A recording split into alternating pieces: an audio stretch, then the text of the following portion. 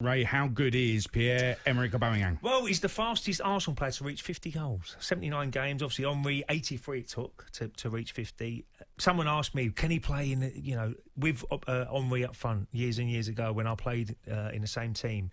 Certainly would definitely be a real player for our team when we had some great strikers, Wiltord, Carnu.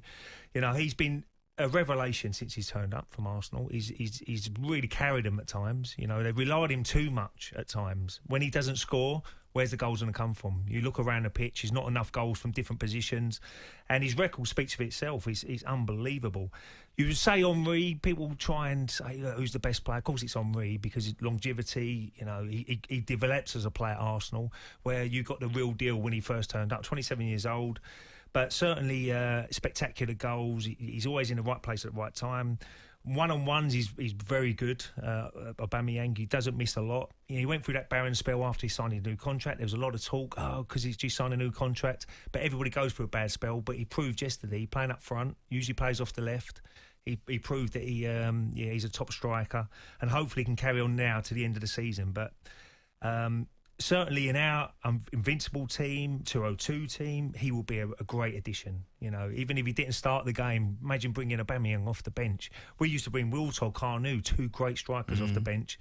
Aubameyang will certainly be in our squad and probably play a lot of the games as well. So for me, he's been a brilliant player for Arsenal. He'd get into that Arsenal side. Well, it's how you play him, though. I mean, you can't play him as a left. When you look at Perez, he wouldn't get in front of a Perez. Bergkamp, no. Yeah, but you know what it's like. You need four good strikers. We used to have four top-class strikers when you look at it. Bergkamp, Henry, Carnu and Wiltord. And I'll go back to the game in 2002 when we went to Old Trafford. Henry and Bergkamp weren't playing in that game, and it just proves how strong we was going forward.